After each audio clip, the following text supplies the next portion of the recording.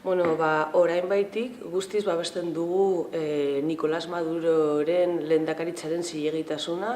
Azken finean, duela hilabete batzuk eman izan zirelako hauteskunde demokratikoak, garantia juridiko guztiekin, eta honen aurrean uste dugu hauteskunde hauek errespetatu behar izan direla, beharko liratekela, eta ez dugu onartzen eman den beste lurraldetako injerentzia imperialista azken finean, bai Trump, bai Bolsonaro eta tamalez ere Espainiako presidenteak estatu kolpe bat babestu izan dutelako demokratikoki eta konstituzionalki ematen diren aitzakiak ez datozelako bat egoerarekin.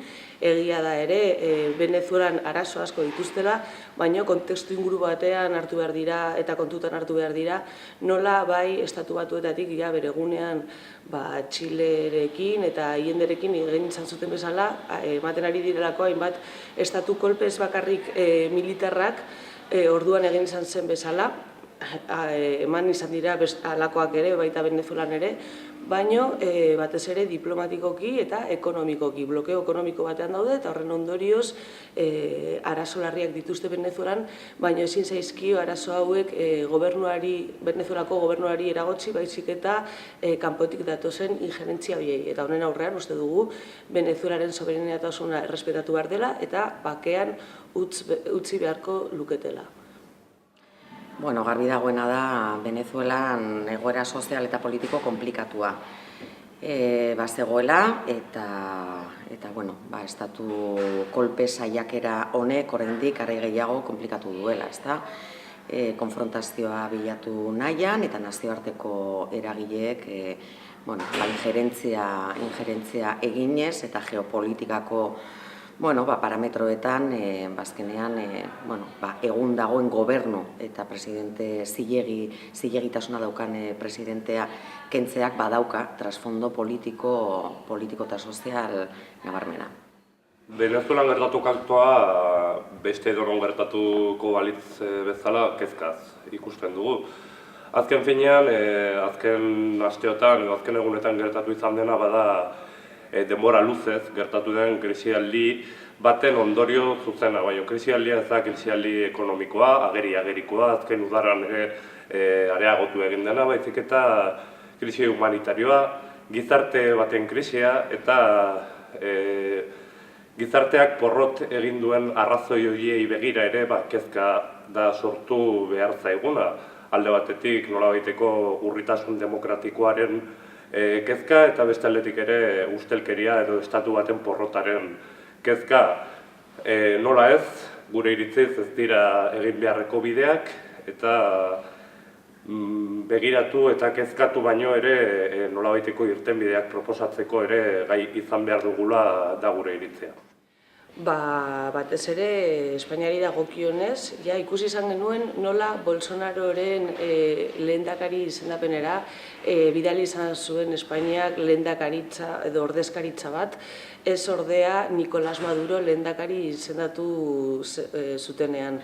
Horrek argi uzten du zein den Espainiaren eta baita Europaren jokaera, eta azken finean orain egiten ari dena bada estatu kolpe bat babesten. Orduan, honen aurrean, guk ezin dugu halakorik onartu, lotsa ematen digu halako presidente bat izateaz, zen azken finean lurralde bakoitzeko eta herrialde bakoitzeko prozesu soberanoak errespetatu behar direlako, eta bere garaian Venezuelan txabismoarekin hasitako aldaketak aurrera egiten utzi. Oso argigarria eta oso esanguratsua izan zen. Trump Guaidoren adierazpenaren ostean, bastakit ordu erdi edo pasa zen, eta zilegi zen presidentetzat jo zuen.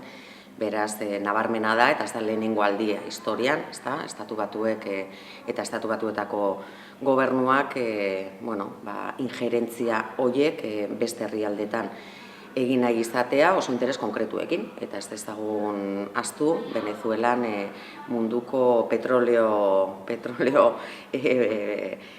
zera poltsa handienetarikoak daudela, interes komertzial eta interes ekonomiko oso handiak daudela, eta azken batean kontrol politiko hori estatu batuetatik ere beti egin izan den bezala, Hego Ameriketan eta Amerikan hainbat eta hainbat adibide ditugu historian zehar, hori ez da kasualidadea.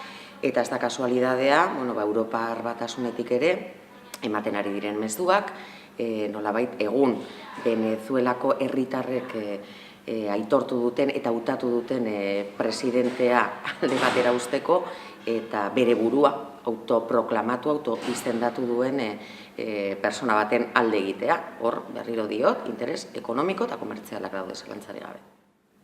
Nazioarte mailan egindako adierazpen horiek askotan ere ironiko iruditu altzaizkigu, ze alde batetik herrialde baten porrot demokratikoari eso egiten ari baldin badiogu, ez da zilegi edo gutxienez gure iritziz ez du zilegitasun handirik Trump edo Putin bezalako urritasun demokratikoaren adierazle diren bi agintari horiek izatea justu bait alde baten eta beste alde baten defendatzaile moduan ezarri direnak.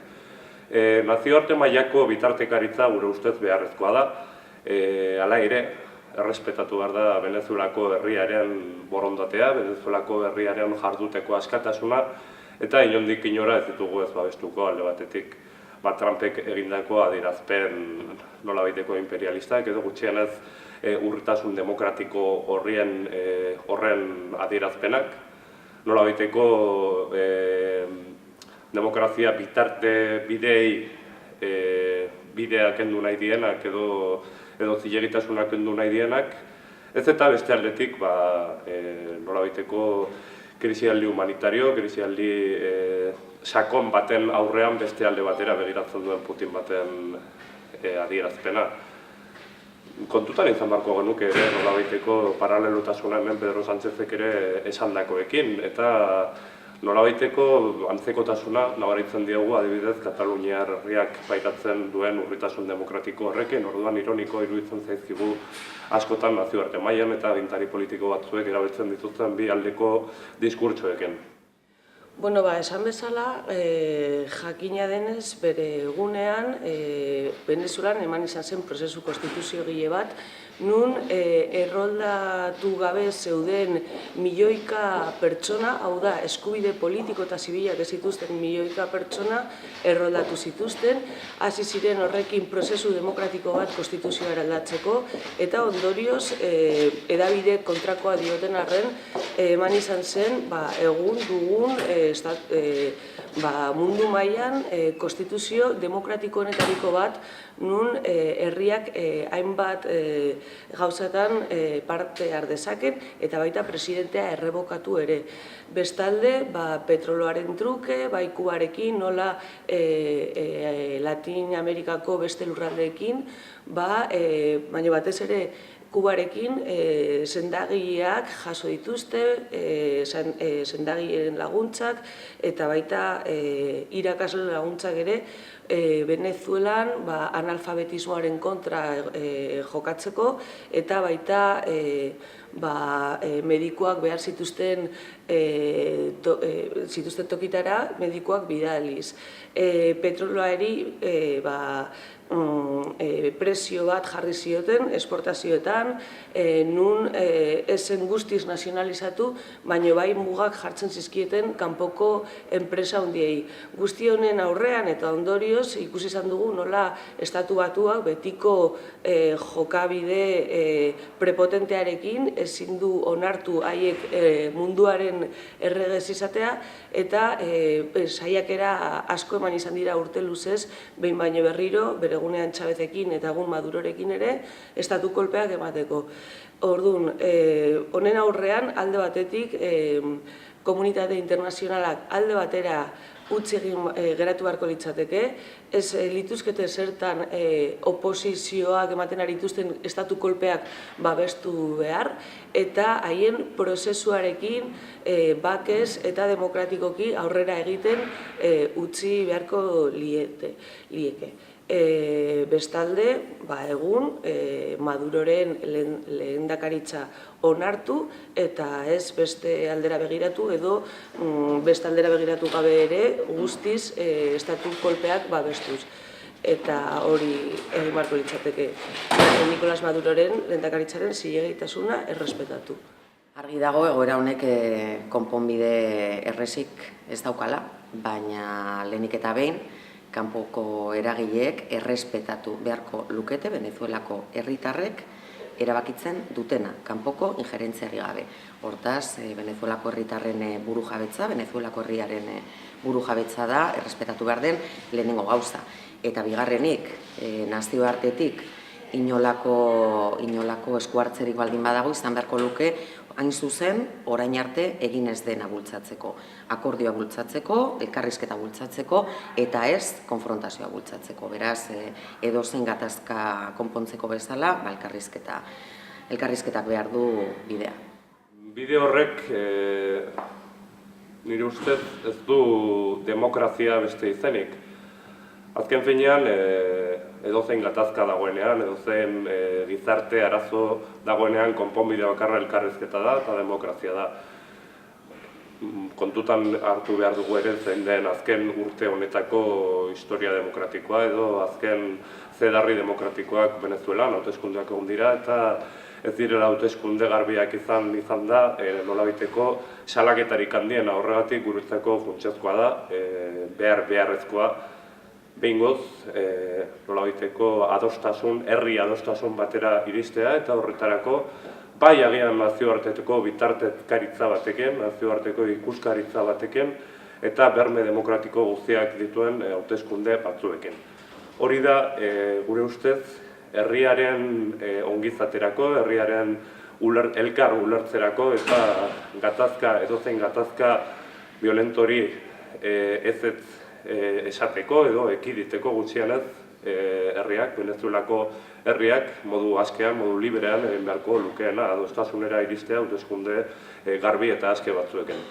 Joan den astean jakin izan genuen Huertas de Peraltako langileek, greban zeuden langileek, garaipen bat lortu izan dutela eta haien aldarrikapenak enpresarekin negoziatu izan dituzte. Alde batetik bai, kanporatuak izan ziren kideak berriro haien lana berreskuratu izan dute eta bestalde konbenioak aurreko urtean errespetatu izan ez zutelako zor zietena bueltatu diete langileei. Horrek adierazten du borrokatu egiten dena, greba egiten denean irabaz daitekeela ere eta oso lekzio polita uzten digute guztiei nola elkartasunaren eta antolakuntzaren bitartez dena posible den. Eta asko postu izan gara greba honen garaipenarekin eta aurrerantzean gustatuko litzaiguke guztiok defenda ditzagun gure eskubideak ez baitira bakarrik paper gainean onartzen direnean edo aitortzen direnean lortzen, baizik eta gero egunerokotasunean babestu eta defendatu behar dira. Orduan oso pozik gaude garaipen honekin, hala eta guztiz ere ostiral honetan etorriko da bai Uxue Barkos lehendakaria nola Manu Ayerdi galdetu nahi diegulako azken finean zergaitik greba honen aurrean greba eskubidea eta gainera oinarrizko eskubidea dena defendatu beharrean berriro ere jarri izan diren patronalaren partez eta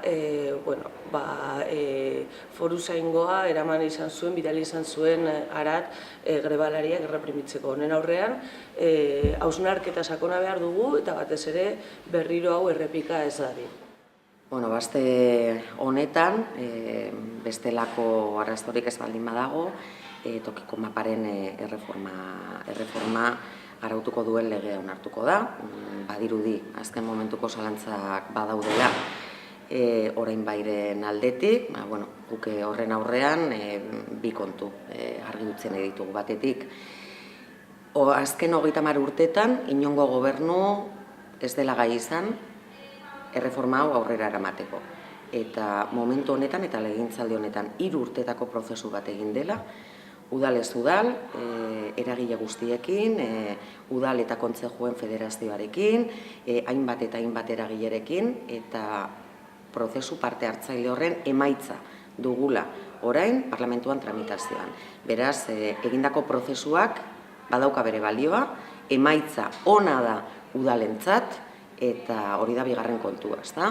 Erreforma hau gure ustez ona da. Ona da aldundu egiten dituelako toki entitateak, ona da Nafarroaren toki entitateen mapa hori guztia berordenatzen duelako, finantziazio egonkorra izateko bidean jartzen duelako, eta benetan astakeria galanta litzateke, eta inork luke ulertuko lege hau aurrera aterako espalitz, arrazoi alderdikeriagatik edo arrazoi partidistak direla medio. Beraz, dei egiten diegu orain baiko parlamentariei benetan arduraz jokatzeko eta akordio programatikoan zegoen lege hau babesteko.